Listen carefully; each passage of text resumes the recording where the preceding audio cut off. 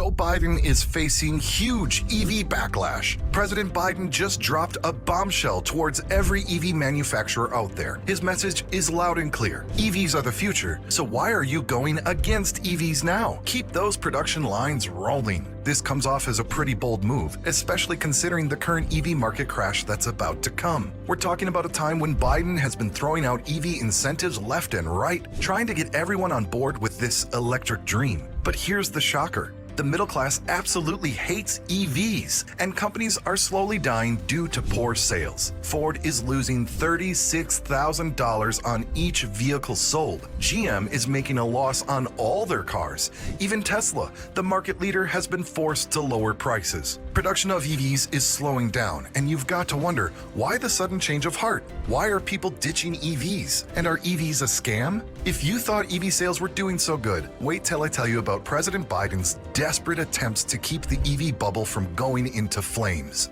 So here's what exactly happened. The public seems to yearn for the good old days of combustion engines. They don't want to be strong-armed into the EV world by political agendas. But the government has been forcing all the car makers to shift to EVs, even if it shatters the middle class completely. Before we dive into the nitty-gritty of this dramatic shift, let's take a closer look at all the moves Biden has made to champion EVs while trying to phase out combustion engines. Alright, so here's the deal. You've probably heard about Biden's big push for electric vehicles, right? Well, it turns out that over 3,000 car dealers are basically telling him to pump the brakes on this plan. Why? They're saying there's no real demand for these EVs. Sounds pretty strange, right? First off, these dealers are from all over the US, representing every major car brand you can think of. They're part of this massive coalition that's pretty worried about the current state of EV sales. They're saying that while there was a lot of excitement and hype around EVs initially, the reality is turning out to be quite different. The Biden administration has had this goal of making 50% of car purchases electric by 2030. That's a huge shift, considering the current market dynamics where only 4% of cars sold are electric. But here's the kicker. These dealers are reporting that EVs are just sitting on their lots unsold, even though they're slashing prices and offering all sorts of incentives. That's a big red flag, and I'll shortly tell you how it could lead to GM and Ford even going bankrupt. Now think about it. If EVs are as great as they're supposed to be, why aren't they flying off the lots? The dealers are pointing to a few big issues. One is the lack of charging infrastructure. I mean, if you buy an EV, you need to charge it, right? But there aren't enough places to do that. It's a hassle. Then there's the energy grid. It's not really ready to handle a massive shift to EVs. People think it doesn't make sense for the common man to pay $60,000 or $70,000 just to get a car that goes only 250 miles on a charge. And don't even get me started on the battery issue. There's a whole saga about the minerals needed for these batteries, and a lot of them come from places like China. And speaking of China, did you know they're kind of dominating the global EV market? They produce around 75% of all lithium-ion batteries. Those are the heart of EVs, and they have a significant hold over the production of key battery components and the processing of critical minerals like lithium, cobalt, and graphite. That's a bit concerning because relying on just one country, whom we're already at a financial war with, could be a big disaster. Back to the car dealers. They're saying to Biden, hey, let's slow down and think this through. They want more time for battery technology to improve, for EVs to become more affordable, and for the US to develop its own mineral sources. Plus, they want the public to actually get comfortable with EVs and choose them willingly, not just because they're being pushed by regulations. Now let's look at some stats. Gas-powered cars made up 93% of new car sales in 2022. That's a huge majority. And when it comes to cost, EVs are still more expensive and less efficient compared to other options. But wait, there's more. Even big car makers like Ford and GM seem to be rethinking their EV strategies. Ford, for example, scaled back its plans for a new battery factory in Michigan, cutting the output of lithium iron phosphate batteries by over 40%. They're still investing, but not as heavily as initially planned. And GM dropped its target to produce 400,000 EVs in a certain time frame,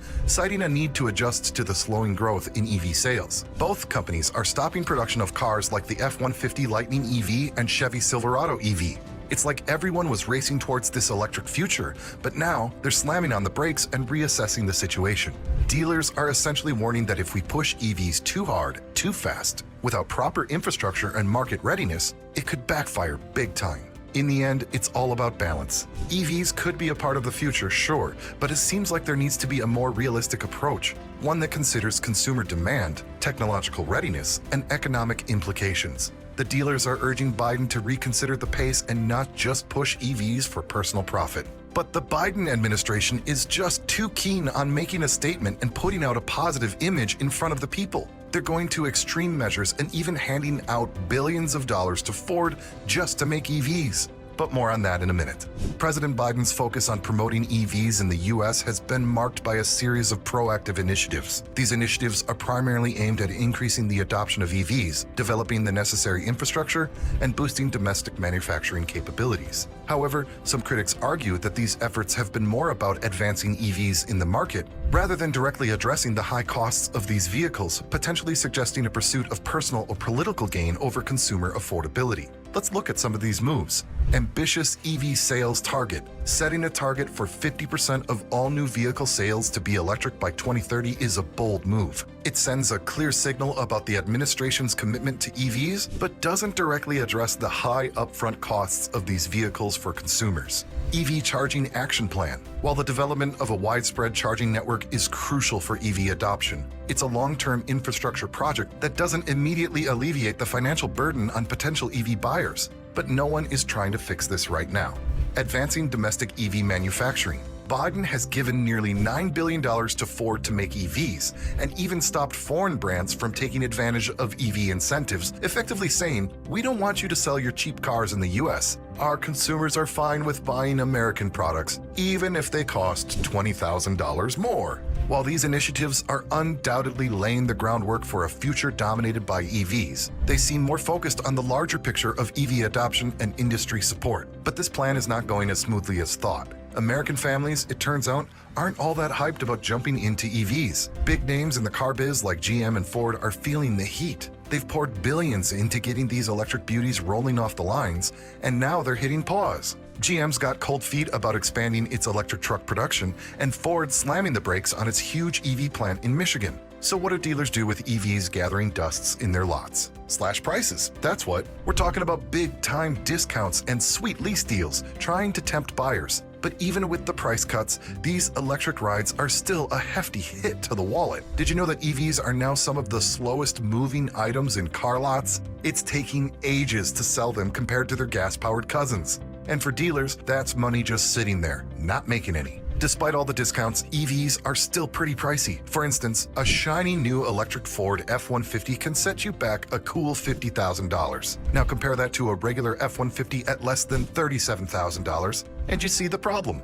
Even with tax credits, the price gap's a tough pill to swallow. Interestingly enough, former President Donald Trump has been vocal about his skepticism towards the rapid shift to EVs. He's like the old school guy who loves the roar of a gas engine and isn't quite sold on this whole silent battery-powered car thing. In a nutshell, Trump sees EVs as too expensive, not practical enough, and kind of a threat to the traditional auto industry. Trump's basically saying, hey, you're putting your eggs in one basket, and it's an expensive, unproven basket at that. Trump's big on his idea of economic nationalism. He thinks EV mandates could spell trouble for the US auto industry. Like, why go all in on this new tech that's still finding its feet, right? He's worried about jobs, about the industry's future, and about America's place in the car world. Trump's even got a point about EVs being pricey. Let's face it, dropping 50 grand on a new electric truck isn't everyone's cup of tea. Plus, he's tapping into those worries people have about range. Like, can you really take this thing on a long road trip without a charging headache? In contrast, Biden's all about pushing EVs forward. He's set ambitious targets for EV sales and is backing up big investments in charging infrastructure. But this has caused some worry among union workers. They're thinking, what about our jobs? Are we going to be left behind in this electric rush? All in all, this major push to EVs could definitely hurt the market big time. If the car makers keep ignoring the consumers just to listen to political leaders, the day isn't far when a major legacy car maker could even close its doors. Do you think EVs are the only future, or should hybrids be given another chance? Let me know down in the comments below. And while you're at it, don't forget to smash that like button and like this video.